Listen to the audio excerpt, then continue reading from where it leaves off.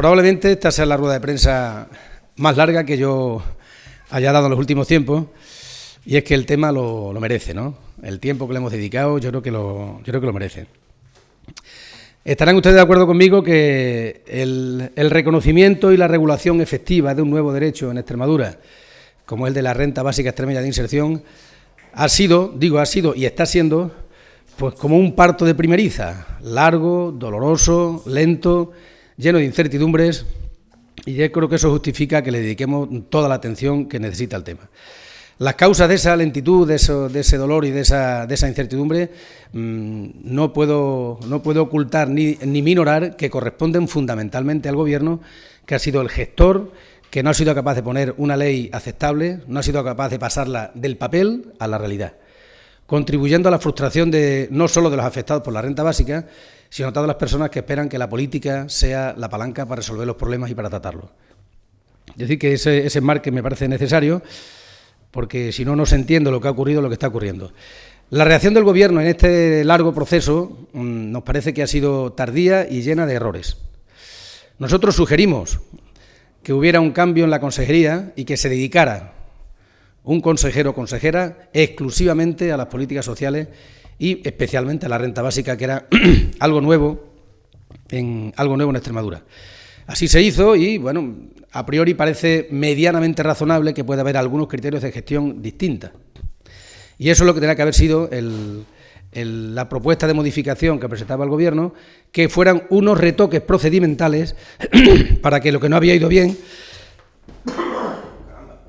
Ese café como lo he hecho de menos. Que el Gobierno hubiera introducido unos retoques procedimentales para que fundamentalmente el tema de la lentitud y el silencio se resolvieran. Hemos criticado la fecha, hemos criticado el método y hemos criticado el contenido.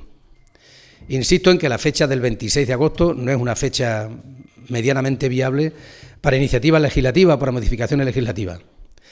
Hemos criticado también el método, casi con la misma energía, porque nadie que no tenga mayoría absoluta debe presentar un decretazo para modificaciones que luego se han visto que eran importantes.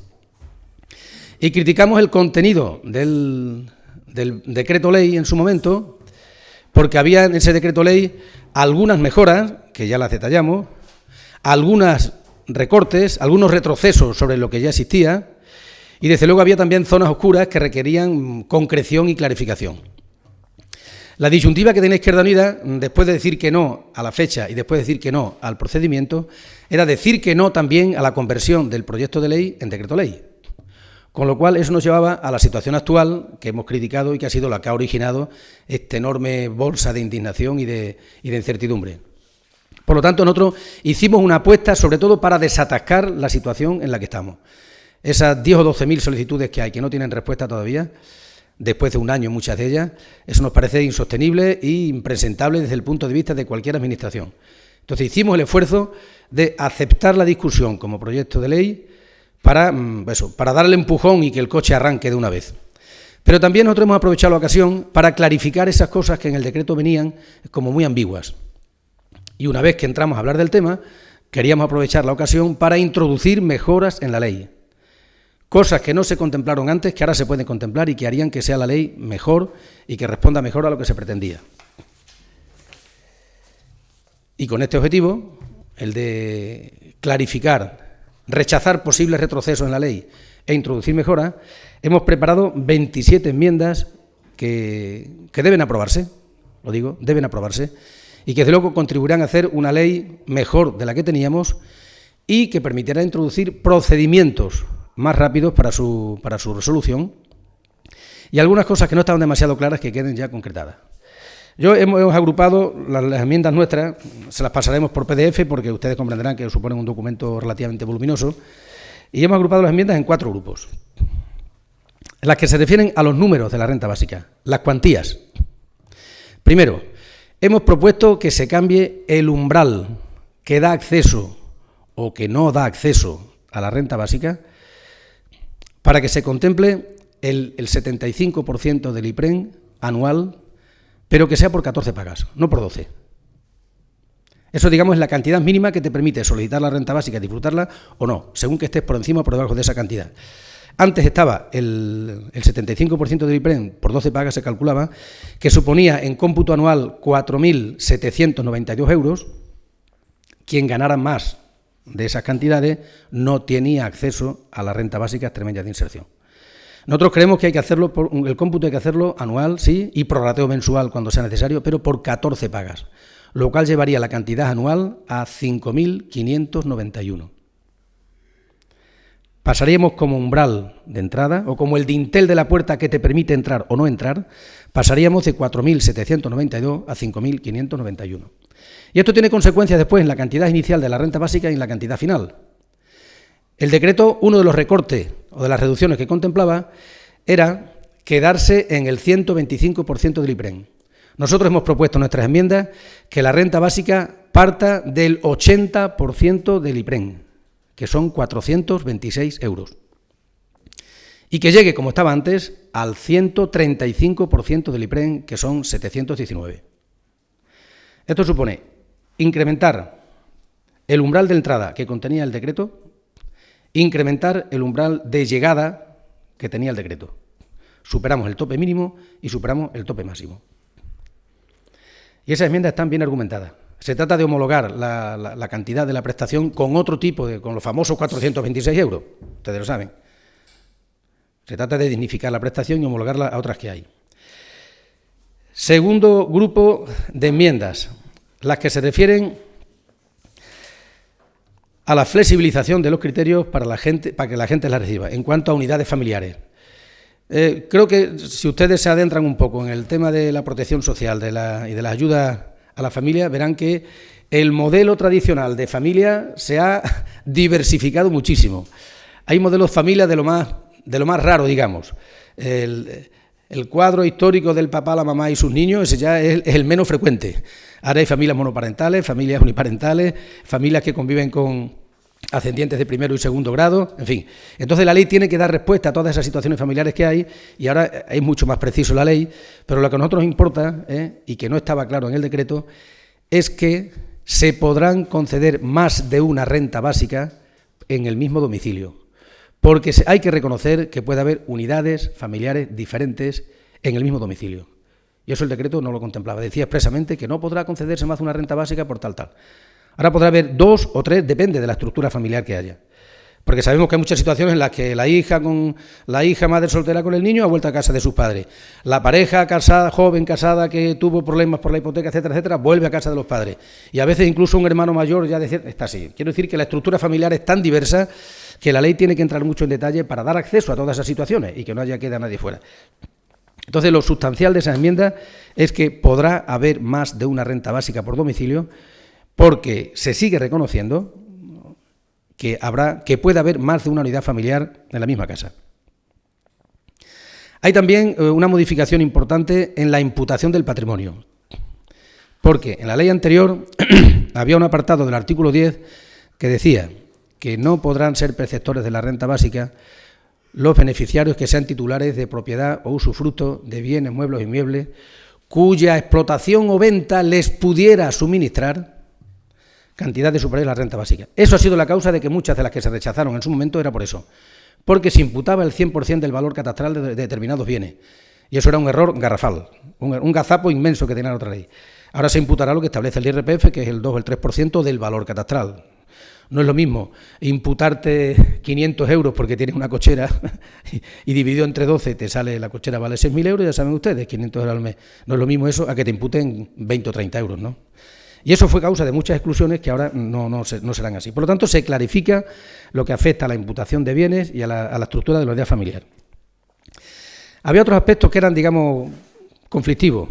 La resolución de las solicitudes, y no se contemplaba la retroactividad. El decreto ley sigue manteniendo el silencio administrativo como negativo, como está en todas las rentas mínimas de inserción de España, pero hay una modificación importante. Se paga con efecto retroactivo a partir del tercer mes de la solicitud.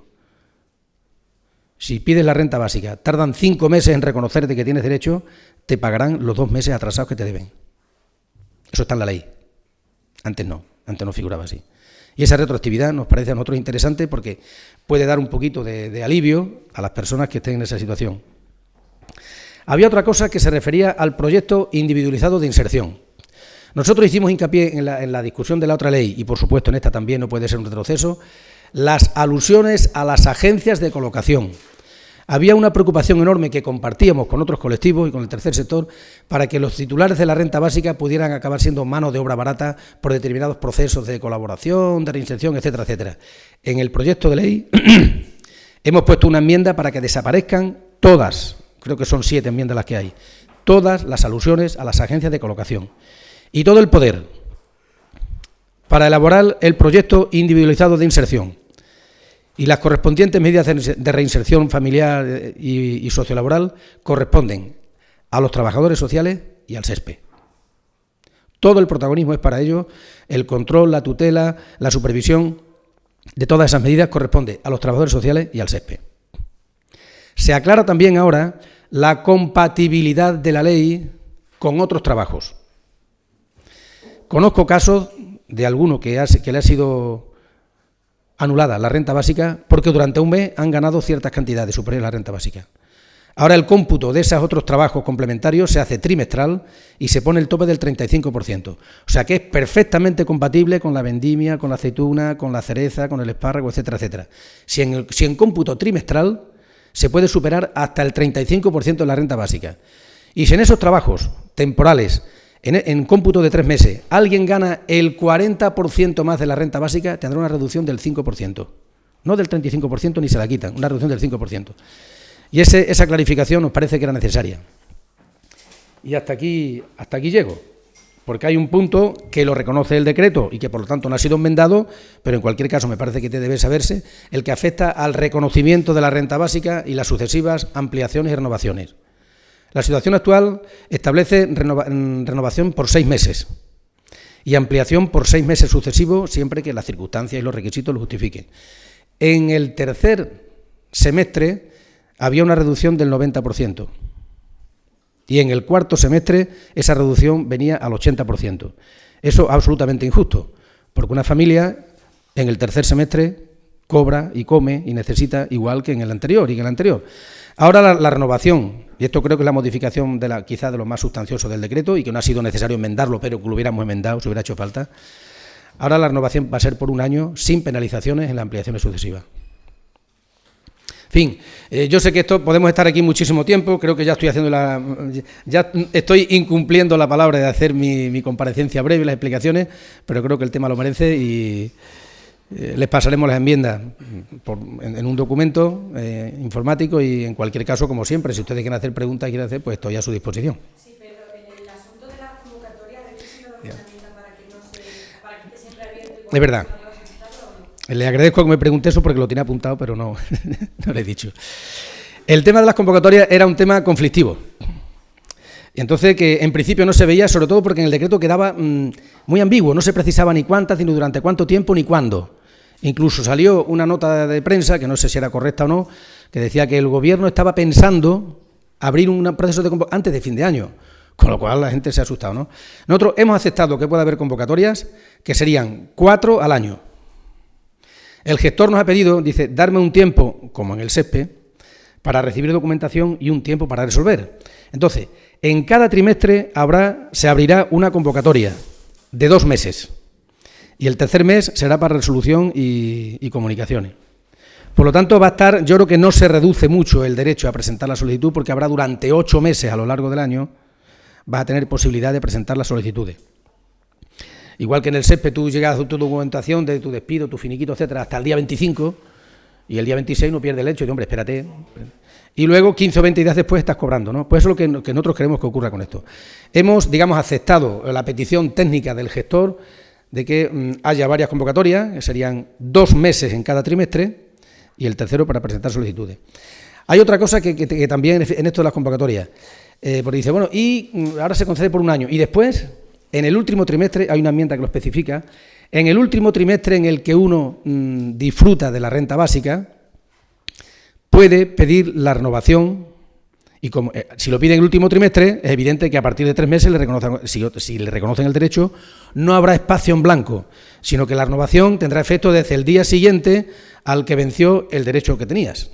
O sea, que si alguien la tiene concedida por un año, pues en los últimos 3 meses ya puede pedir la renovación. Y si se gestiona normalmente, como debe ser, no habrá un espacio en blanco desprotegido, sino que a partir del siguiente día continuará percibiendo la renta básica. Sí, porque es que hemos precisado lo que no precisaba el decreto.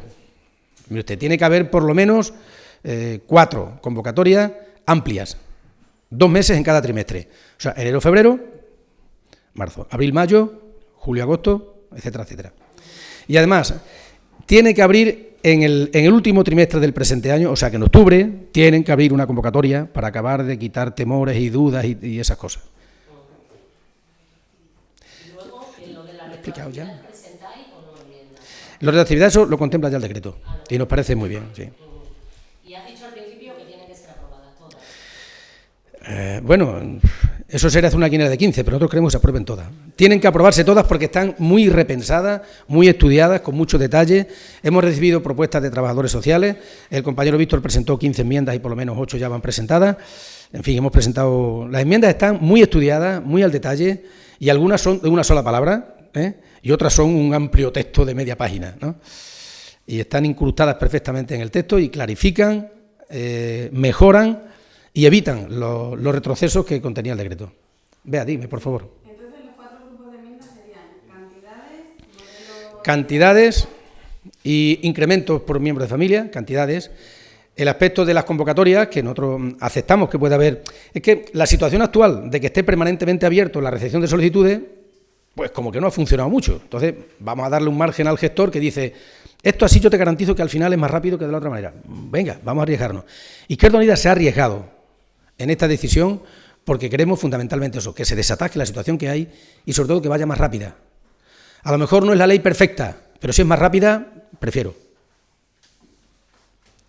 ¿Y si no se aceptan todas las enmiendas, qué pasa? Hombre, pues que votaremos que no. Hombre, si no se aceptan todas, vamos a ver. Eso sería hacer una quiniela de 15. Yo creo que tiene que haber, además, nosotros vamos a clasificar las enmiendas entre imprescindibles, interesantes e importantes. En principio son todas importantes. Nosotros creemos que todas son perfectamente aceptables. ¿Qué es lo que haría que realmente la ley mejore, que la ley clarifique y que la ley sea más rápida? No, si me convencen que alguna, por cuestiones técnicas de registro civil, por cuestiones técnicas de colisión con otras prestaciones del Estado y tal y cual, bueno, ya veremos. Pero en principio todas las enmiendas son necesarias y son convenientes. ¿Y si no se aprueba alguna de las que son muy importantes? Pues naturalmente manejar una posibilidad de quedarlo como estaba. No puedo entrar en detalle porque no les voy a decir cuál es la línea roja. Nosotros hemos presentado 27 enmiendas y todas son igual, en principio todas igualmente importantes. Ahora, si me aprueban 25 y lo de las cantidades se mantiene, las renovaciones y todas esas cosas, pues bueno. El hecho de que se incluya en la imputación de renta un garaje que uno puede tener en otra manzana o que está en la misma, me parece completamente secundario respecto a que las cantidades se consoliden entre 426 y 700. Eso es mucho más importante que la otra, que se pueda contabilizar un garaje o no, que es una enmienda, por ejemplo, que afecta a la imputación de bienes inmuebles. Quiero decir que hay enmiendas de mucha enjundia y otras que van, bueno, pues a hacer más preciso la regulación en cuanto a imputación de miembros de la unidad familiar, imputación de bienes, requisitos, etcétera, etcétera, ¿no? Está claro que las que afectan a las cantidades, o sea, no puede haber nada que sea claramente peor que lo que había. Eso de ninguna manera. Y en ese sentido hay enmiendas. Y en cuanto a cantidades, Pedro, ¿los presupuestos vais a pedir algo en concreto? Está claro que esto tiene algunas consecuencias para aumentar los presupuestos. Bueno, para el próximo año no. Para los presupuestos, hombre, no, francamente no he entrado todavía en el debate, en la reflexión sobre los presupuestos. Me refiero que vais a pedir más cantidades de los presupuestos para que sea la mente. A ver, en los presupuestos no digo que da igual poner 20 millones que 30. Más importante que los 10 millones que puede haber de 20 a 30 o a 40 es que se considere que es crédito abierto, crédito ampliable. O sea, que el número de solicitudes no limite las cantidades que hay. Mire usted, como antes había con las AISE, tenemos 2 millones para las AISE y cuando se acaban, pues acabó. Pues no, tiene que ser crédito ampliable, que es una característica. Es muy breve eso de crédito ampliable, 2 palabritas, pero es muy importante. O sea que si hay 10.000 solicitudes, 10.000 extremeños a los que se reconoce el derecho, tiene que haber dinero para esos 10.000 extremeños. Y si son 12.000, 12.000. O sea, los decretos ampliables, eso es irrenunciable, eso ya se contempló en los presupuestos anteriores y eso sería un retroceso. Y no estamos aquí para frenar y dar marcha atrás. ¿Creéis que se va a ejecutar todo lo que está presupuestado y no se ha gastado para la renta básica? Francamente no lo sé. Parece ser que hay un proceso de aceleración. Mire usted, yo he querido, con el riesgo que tomamos, yo he querido tener autoridad moral para echarle en cara a la consejera, cuando llegue la hora, lo de la lista de espera cero. Ellos han puesto el listón. Pues muy bien, nos encanta que pueda haber lista de espera cero en Navidad. Y naturalmente estamos esperando. Si eso quiere decir que se ejecuta el presupuesto incluso más de lo previsto, encantado. Si el problema fundamentalmente, mire ustedes, yo creo que ha sido las imprecisiones de la ley, que las había en la imputación de ingresos y sobre todo en los mecanismos. Si hoy hubiera 8 o 10.000 rentas básicas pagándose, seguramente no estaríamos con todo esto. Pero el tema ha sido que se ha llegado a una situación que para nosotros es insostenible y esperemos que esta sea la última vez de momento que la renta básica. Hay un pequeño detalle que antes no lo contemplaba la ley, que nosotros queremos que haya control parlamentario y un mecanismo abierto de revisión. Y establecemos por ley que, independientemente de las comparecencias que puedan pedir los grupos parlamentarios en la aplicación del reglamento, el titular de la consejería deberá comparecer cada semestre dando cuenta de todos los detalles de la renta básica. Solicitudes presentadas, denegadas, concedidas, etcétera, etcétera. Y al final del año deberá hacer una memoria que naturalmente deberá dar a conocer.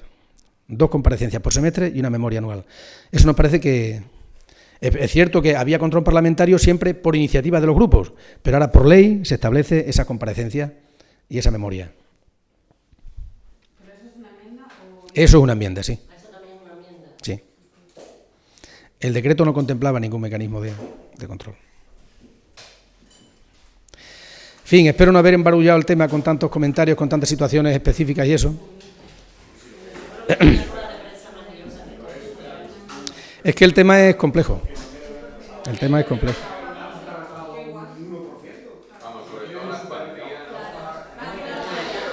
Las cuantías y las renovaciones. Y la imputación de ingresos. Cuantías, innovaciones, imputación de los requisitos económicos. Ahora es más flexible, es más amplio. Y evita burocracia. No puedes estar cada 6 meses pensando si sí o si no.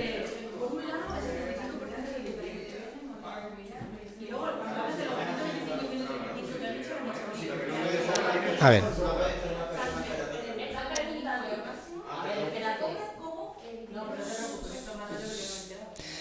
Punto de partida, 80% del IPREN.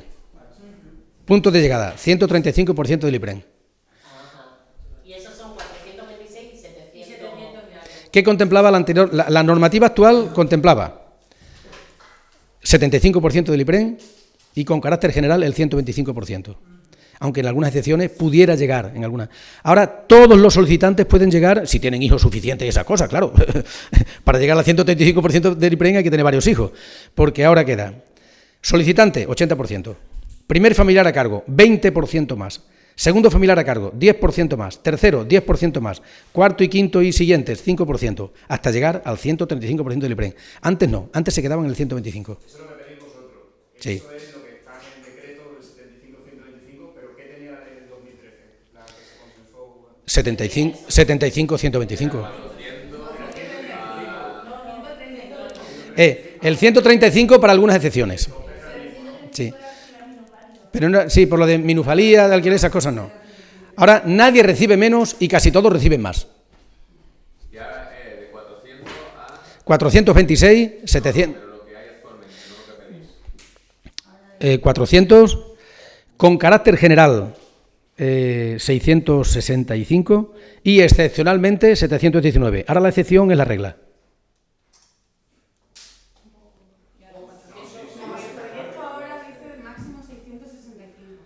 Sí, claro, es que cuando decimos ahora, te refieres al decreto, que efectivamente está en vigor, durante un mes va a estar en vigor, la ley antigua, por así decirlo. La ley antigua establecía 75% del IPREN y con el tope general era el 125% del IPREN, unos 600...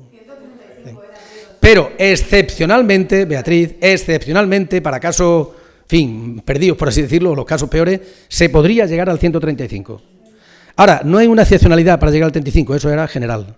Y también en general el punto de partida, los 426.